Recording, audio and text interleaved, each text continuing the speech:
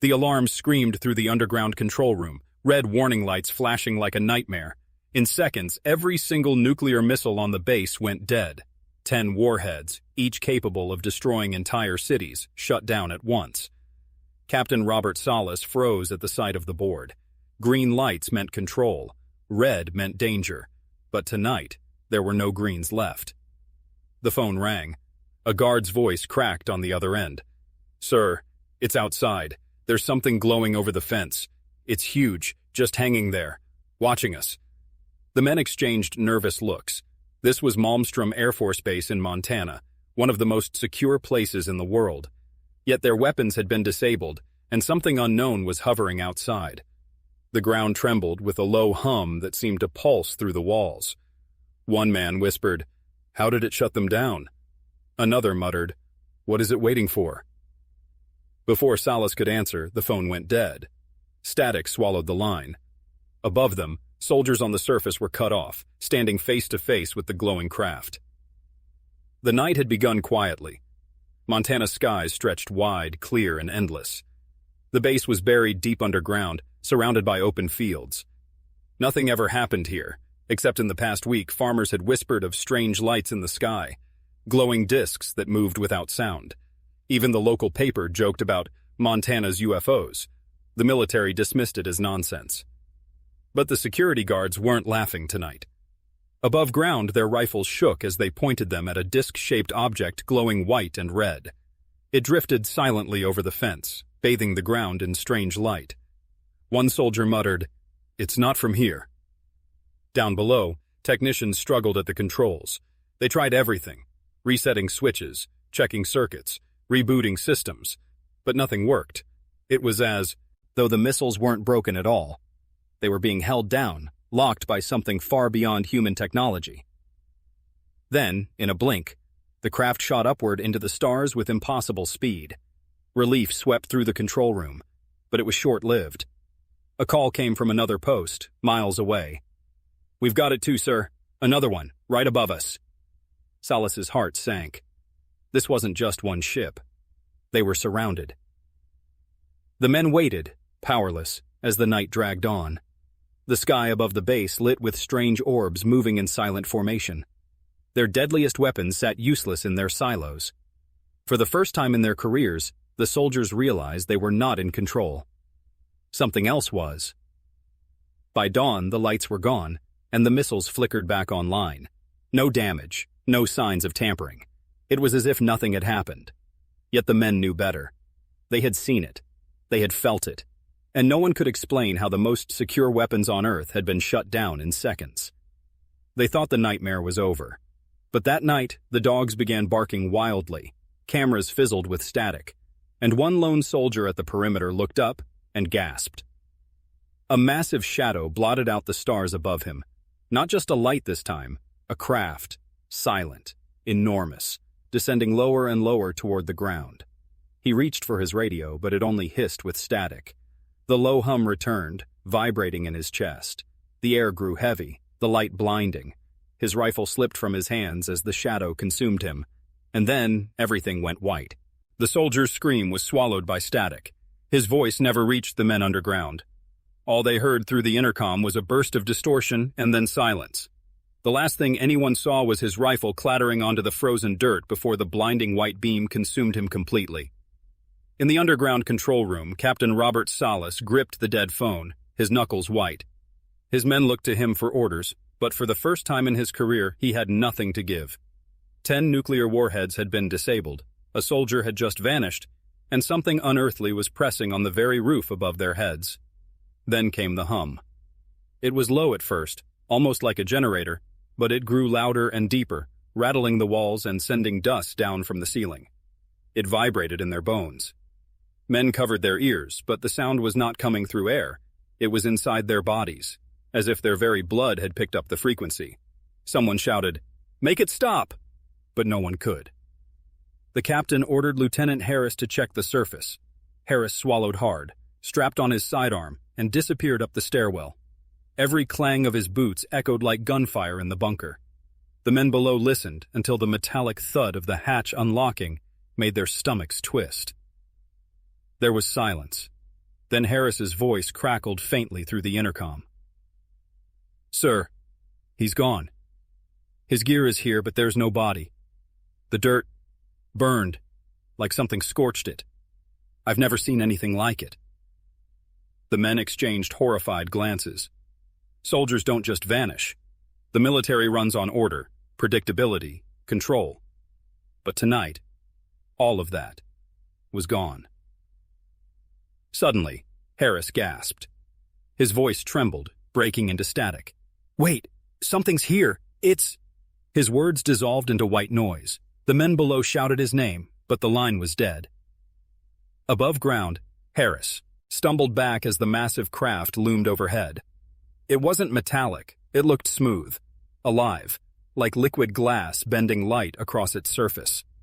Strange ripples of glowing symbols danced across its skin, pulsing faintly as though the craft itself was breathing.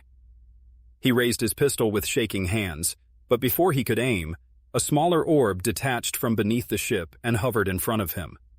The orb rotated silently, casting a cold white glow.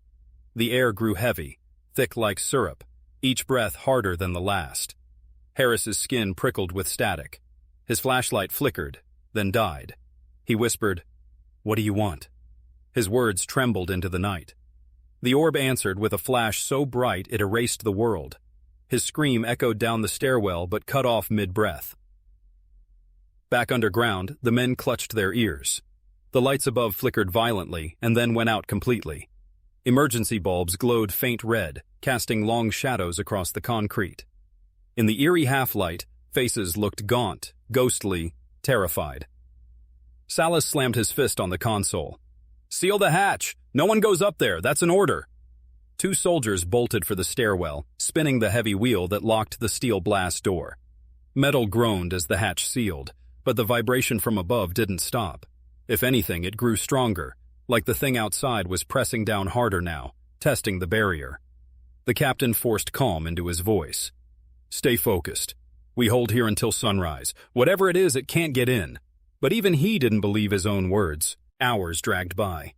The hum faded, then returned. The men jumped at every flicker of light, every crackle of the intercom, every groan of metal under pressure.